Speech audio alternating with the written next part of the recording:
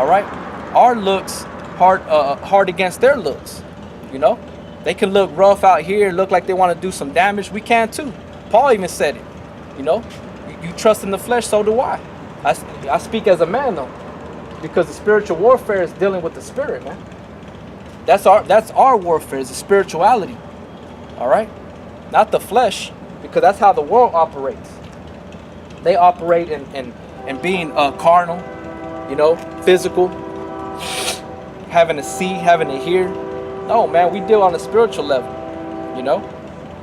But it says that I will go and return to my place till they acknowledge their offense and seek my face in their affliction. They will seek me early. That's right, man. So that's what the Lord wants, and that's what's happening. When you come back to your Father, it was in you to your mind to go astray from Yahawah. So be in return, seek Him 10 times more. And how do you seek the Lord, man? By doing the work. All right, repent, get it right, setting your house in order, man. All right. All right, pushing His word, going out to the highways and the hedges, as you brothers see right here. I'm speaking to you younger brothers out there that haven't went that extra step, which is to go out to the highways and the byways, because that's the next step from when you first hearing this word. When you start hearing this word, you're learning, you're going through the learning process. But after that, the Lord will put the Spirit on you to go on to the highways and the byways, man. To start pushing His word, being a living sacrifice, to give testimony and the truth to the people, man. All right, whether they hear or forbear, it's part of the job, man. That's part of seeking Him 10 times more, man. All right. So I'm going to bring out 2nd Ezra 14 and 13. Now therefore set thine house in order, and reprove thy people, comfort such of them as be in trouble, and now renounce corruption. You see? So it went in an order, the order that I just told you. It's the same order the Spirit requires you to go, man. You're not supposed to take big steps. You're supposed to take baby steps in the steps of Yahawah. And if He wants you to speed it up, He's going to make you speed it up. If He wants you to go slow, He's going to make you go slow. All right? Everybody has a different pace in this ministry, man. And pushing His word for Yahawah. All right? Slocky brothers, a lot of allergies out here, man. But it says, verse 14, let go from the mortal thoughts, cast away the burdens of man, put off now the weak nature. You see? So we're going to be delicate, but gone through rough ways, man, being made durable, hard, to stand up in great boldness against those that had afflicted us and made no account of our labors, man. You know? And ultimately that destroyed and killed our Savior, which is Yahawah, but not knowing that they couldn't defeat the Son of the Most High, which is Yahweh's Son, Yahawah, and it brought Him up back from the grave, man, in great power and glory. That's what's going to happen to the elect. They think that because of what we do and everything, and them getting the upper hand and this, that, and the third, that we're done, you know. But that's to their ignorance, you know. This is Wisdom of Solomon 3:1. But the souls of the righteous are in the hand of Yahawah, and there shall no torment touch them. And the sight of the unwise they seem to die, and their departure is taken for misery, and their going from us is to be utter destruction. But they are in peace. That's right. When are we ultimately going to be in peace? When we're in the chariots with Yahawah, when destruction's on the earth, when the ICBM missiles hit, that thermonuclear destruction, the World War III is being pushed out. It's in action. But in the meantime, they think that we're gonna die. We're not gonna have any kind of reward for our labors, and everything that we're doing is in vain. You know, that's how they think, man. That's how these people really think about us, man. They make no account of our labors. We have some that are friends of the prophets, you know, that respect what we do, though they live in their error, but they still respect, and they know that they can't cross certain lines, because you never know, man. That's being wise, man. You never know. You know, you never know who you're dealing with, man. And it's not even about who you're dealing with; it's about the spirit, who the spirit is on, man. That's why when it comes to the brotherhood, the Akim, we always know we have to be very careful with each other, because we don't know who could be who. And it's not even about that. We have to be like that in our whole daily lives. Period. The scriptures say the love worketh no ill towards his neighbor, man. You know. I'm gonna keep reading Wisdom of Solomon 3 and 4, and I'm gonna go back to 2nd Ezra 14. Wisdom of Solomon 3 and 4. For though they be punished in the sight of men, yet is their hope full of immortality. That's right, man. Prisoners of hope, man. Right, we're prisoners for Yahawah's sake, man. For the elect's sake. You know, like I made mention earlier, Romans 12, present our bodies a living sacrifice. You know, coming out here, this is another way you seek the Lord, by presenting your bodies a living sacrifice, pushing His word, man. You know, it says, but their hope is full of immortality. What is that immortality, man? Being caught up in the chairs with the Lord, man. We want to live forever. We don't want to die, man. We don't want to die without knowing that we didn't do the right thing. We want to know if we die, we want to die because it's for this truth, nothing else. Because everything else ain't going to give you life or reward. You know? Dying for Yahawah's sake is that reward. That's a sure thing, man. Our labor is not going to go unrewarded, man. All right? Verse 5, and having been a little chastised, they shall be greatly rewarded. You see? So it's lightly a little chastised. That's right, man. This chastisement that we're receiving, going through the so-called misery these people label our life as, is a little thing, man. All right, and when you're going through it, it's like, damn, man, it's so much. You know what I'm saying? It's like overwhelming. But when you go through, you look back and be like, damn, that was really a small thing. But it could have turned into a big thing, you know. But it's all through the spirit and power of Yahawah that He's sustained Akim out of certain things. He's taken them out of the harm's way, delivered them out of the mouth of the lion. All right. This is 1 Corinthians 11 and 32. But when we are judged, we are chastened of the Lord, that we should not be condemned with the world. You see, that we don't be condemned with the world, because it's better to get your ass whipping and rebukes now than it is when you have to really deal with the Lord's own terms, when He's bringing destruction. You see, that's what you don't want that to happen. You don't want that. None of us do. That's why we do this thing, man. All right, because we wanted to be delivered. All right, this is Hebrews 12 and 5. And you have forgotten the exhortation which speaketh unto you as unto children. My son, despise not thou the chastening of the Lord, nor faint when thou art rebuked of Him. See? For whom the Lord loveth, He chasteneth and scourgeth every son whom He receiveth. If you endure chastening, Yahawah dealeth with you as with sons. For what son is he whom the Father chasteneth not? But if you be without chastisement, whereof all are partakers, then are ye bastards and not sons. Furthermore, we have had fathers of our flesh which corrected us, and we gave them reverence. Shall we not much rather be in subjection unto the spirit of fathers, the Father of spirits, and live? For they verily for a few days chastened us after their own pleasure, but He for our profit, that we might be partakers of His holiness. That's that full of the hope and full of that hope in immortality. That's what it's talking about. Now no chastening for the present seemeth to be joyous, but grievous. Nevertheless, afterward it yield the peaceable fruit of righteousness unto them which are exercised thereby. That's right. So it's better to be chastised now than it is later on, man. All right, because the scriptures say those that receive their consolation right now, that's it, man. When the time comes, you're gonna be in dire straits. All right, because right now we're all going through that wide gate. As far as like it says in Corinthians, I can pull it out.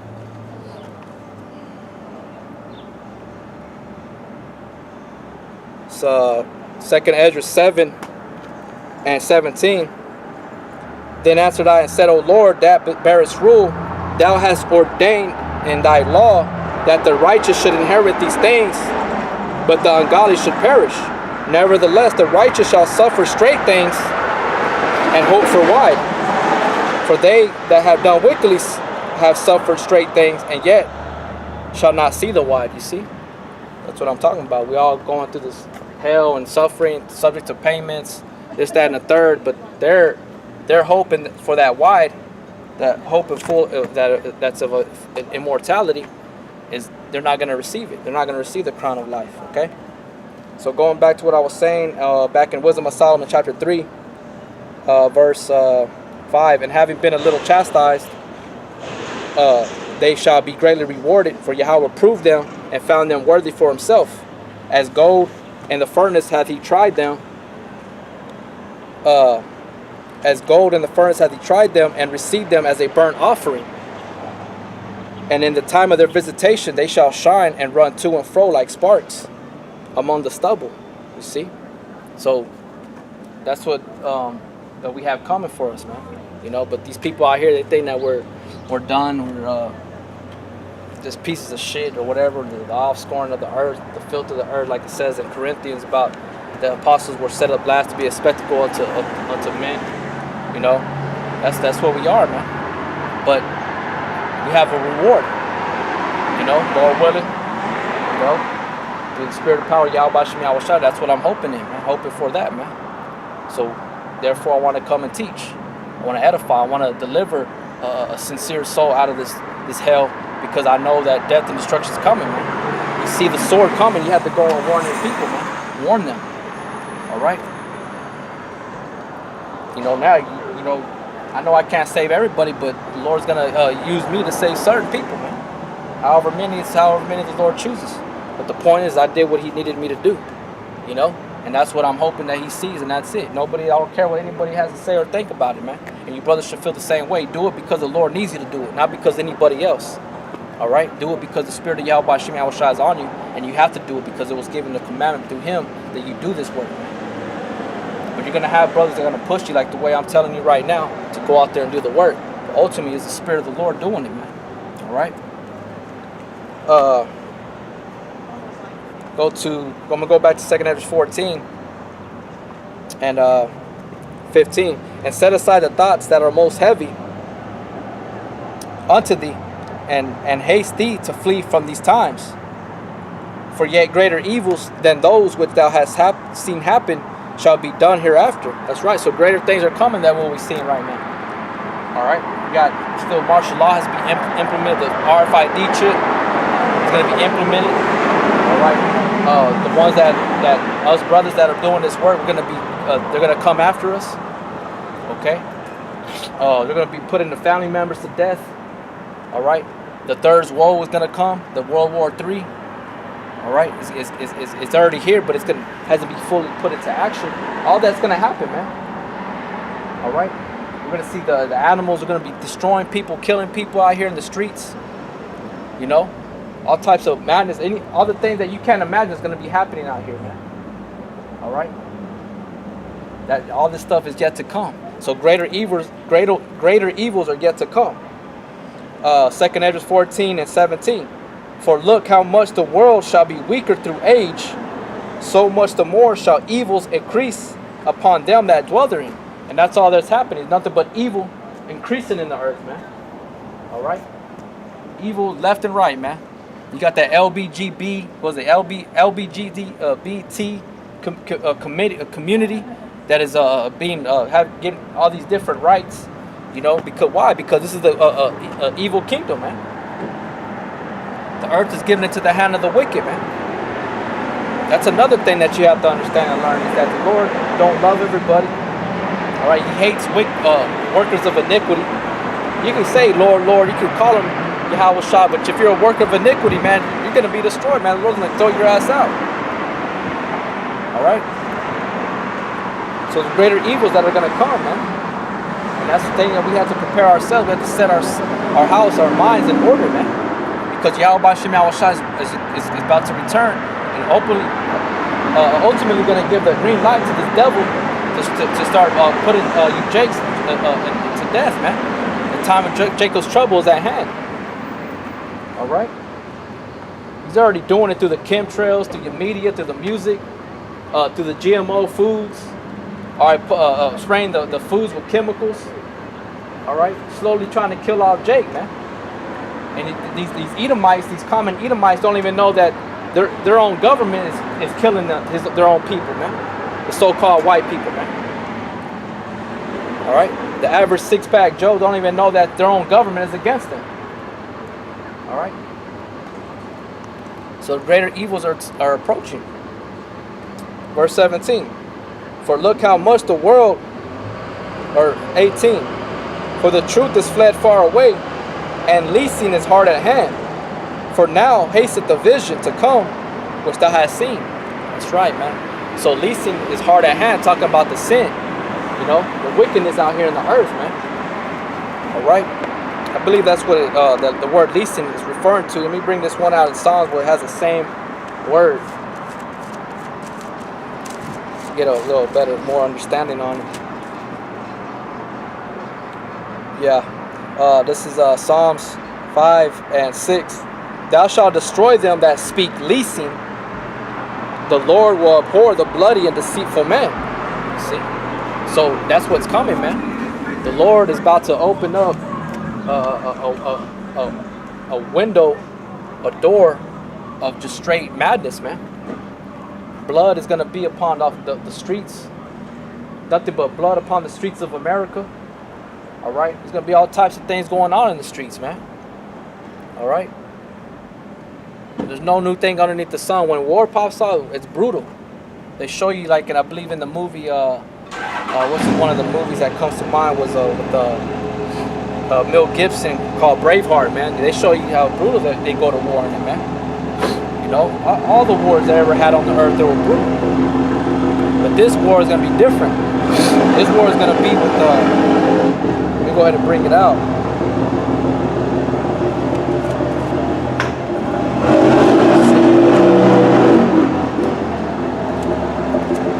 This is Isaiah chapter 9.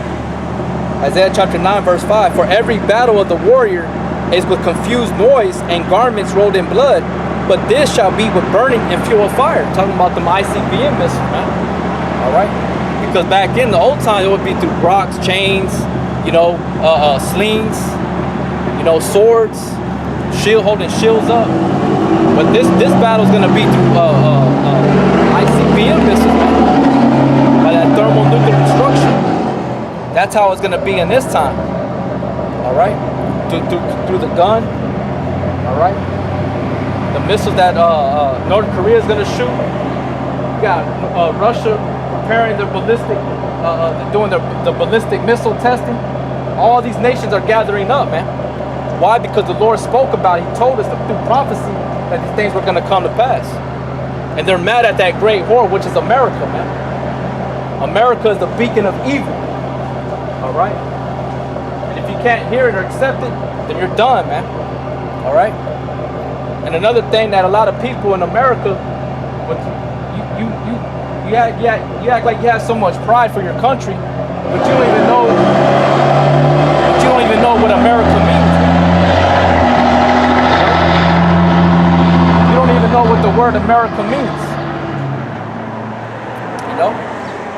Or who they even named the land America after. Everybody thinks they're so simple, thinking that Christopher Columbus. That's another thing that y'all wicked ass people are getting prepared to do. Celebrate as Thanksgiving, man. Thanksgiving ain't for the Negro Latinos and Native American Indians. All right. But just for edification, the word America was named after. The land of America was named after a man named Amerigo Vespucci. All right, which the name Amerigo goes back to the Latin or Spanish word called amargo, which means bitter. And this place is bitter, man. This place is we're brought over here to serve slavery, to be held in captivity, man. You know. But like I said in Isaiah 9 and 5. For every battle of the warrior is with confused noise and garments rolled in blood. But this shall be with burning and fuel of fire. And that's going to be also a devastating, you know, transition from the old time as well, man. People are going to be burning up. Body parts is blowing in pieces. You're going to find a head over there, a leg over here, you know, a foot split in half. You know, you're going to see all kinds of wild things, man. You know, a man ripped from his torso, split in half. That's how it's gonna be, man. In the Third World War, man. Great destruction is upon this place, man. You know, that's what's here, man. That's what's coming. So it says, like I said, real quick, I'm gonna finish that 2 Ezra 14 and 19.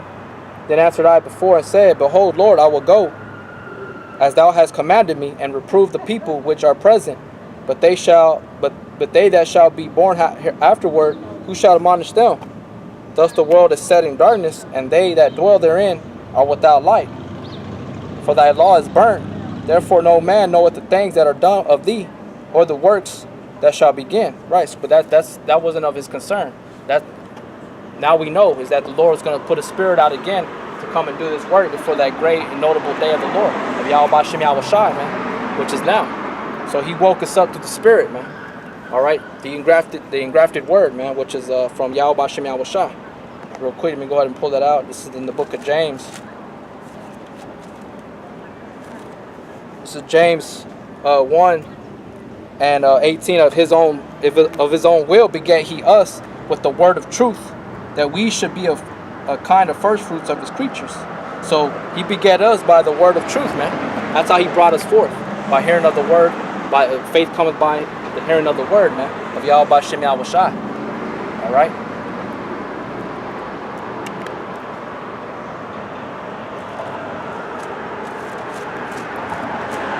Go back to the original scripture I wanted to start with in the beginning. But the Spirit led me a different way. This is the book of Amos. Amos 9 and 8. Behold, the eyes of the Lord power are upon the sinful kingdom, and I will destroy it from off the face of the earth. You see? So that's what's coming, man. Great destruction. Destruction. From up on high, Yahawah, man. Alright? So why? Because this place is sinful. It's a sinful kingdom. Alright? Right? Wickedness is not going to thrive forever, man. Alright? It's going to come to an end. Alright? Real quick, let me go ahead and bring this out. Nahum 1 and 9. What do you imagine against the Lord? He will make an utter end. Affliction shall not rise up a second time. That's right, man. So the sinful, oppressive, wicked kingdom is not going to rise up again, man. You know? The Most High is going to put it to a stop once and for all. Esau's not going to reign no more. There's no longer, he's going to be chased out of the world like it said in the book of Job, man. All right?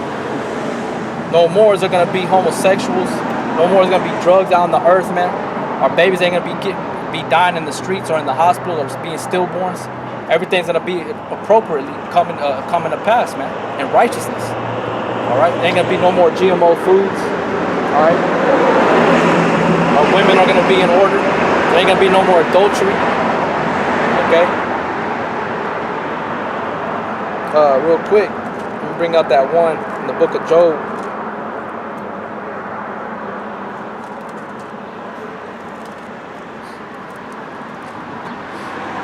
Job 20 and 17, or Job 18 and 17. His remembrance shall perish from the earth, and he shall have no more name in the street. He shall be driven from the light into darkness and chased out of the world. You see? So that wickedness, the head of the wicked is going to be chased out of the world, man. You know? It's no longer going to be here. Wickedness is no longer going to thrive, man. It's going to be put out once and for all, man. All right? No more affliction, no more oppression. All right? We're going to be in peace. You know, that's what we got coming for to the elect, man, in the future. To the Spirit and Yahawah. That's what's coming, man. You know. But I guess I'm gonna end it with that, brothers. Real quick, let me see. You know what? Let me go ahead and end it with this. This is in the book of Romans 13 and 11. And that, knowing the time, that now it is high time to awake out of sleep. For now is our salvation nearer than we believed. The night is so far spent, the day is at hand. Let us therefore cast off the works of darkness, and let us put on the armor of light. That's right, man, which is Yahawah, the word, wisdom, knowledge, and understanding, man. All right, because this is all the stuff that's out here, this tangible stuff, is played out, it's waxed, tacky, and ain't gonna get you nowhere but destroyed, man. All right, but I'm gonna leave it with that. I want to give all praises and glory and honor to Yahawah. Double honors to the elders of Great Millstone. Much love, respect to you brothers out there doing the work of sincerity and truth. Until next time, Shalom.